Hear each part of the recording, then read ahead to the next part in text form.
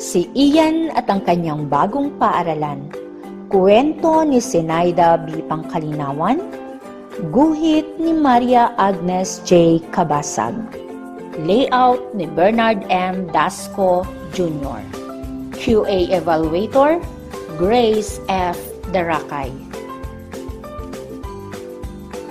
Sa mga magulang at guro, ito ay kwento ng isang batang masayahin na nalipat ang tatay ng trabaho sa Bataan.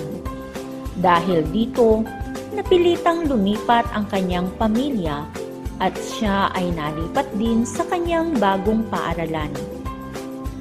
Ang mahalagang aral na ating matututuhan sa kwentong ito ay matutong makihalubilo at makisama sa mga bagong kakilala.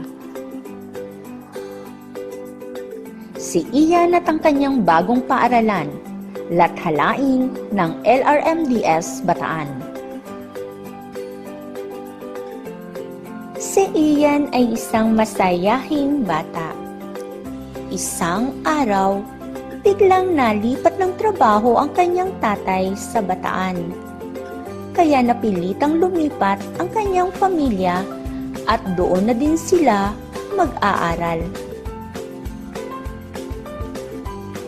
Kinabukasan, ipinasyal ni tatay si Ian sa kanyang bagong papasukang paaralan. Ian, ito ang iyong bagong paaralan, sabi ng tatay. Maganda, maayos at malinis po pala ang bago kong paaralan, natutuwang sabi ni Ian. Istasyon po ba ng pulis iyon, tatay? Tanong ni Ian. Oo anak, kasi gusto ko lagi kayong ligtas ng mga kapatid mo, sagot ng tatay.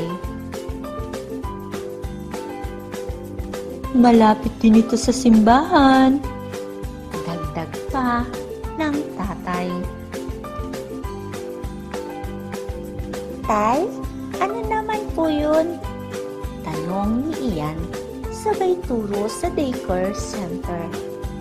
Diyan naman mag-aaral ang kapatid mong si Aden, tugon ni tatay. Tama po pala tatay. Paglabas ni Aden, ako naman ang susunduin nila ni nanay. Masayang sabi ni Ian, sabay yakap ng mahigpit kay tatay.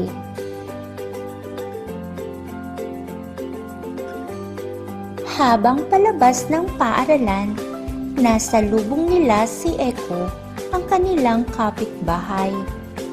Anak, siya si Eko, ang magiging kaklase mo. Eko, siya si Ian.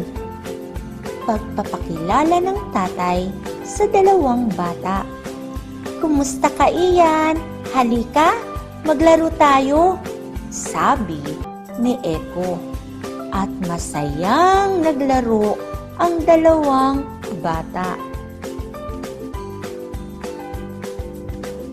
Kinabukasan, pagpasok nila sa paaralan, ipinakilala ni Eko si Ian sa kanyang mga kaklase. Mga kaklase, siya si Ian, ang bago nating kaibigan, sabi ni Eko.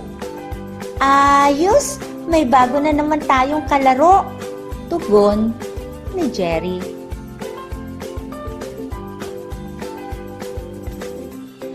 Simula noon, naging kaibigan ni Ian ang lahat ng kanyang kaklase at naging masaya siya sa kanyang bagong paaralan.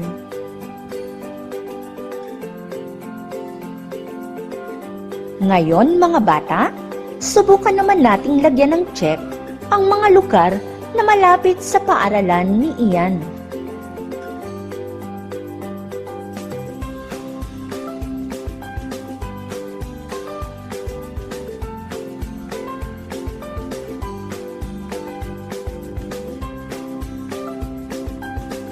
Si Ian at ang kanyang bagong paaralan Big Book ay proyekto ng Department of Education, Division of Bataan, sa pangunguna ng Regional Office ng Central Luzon. Maraming salamat po.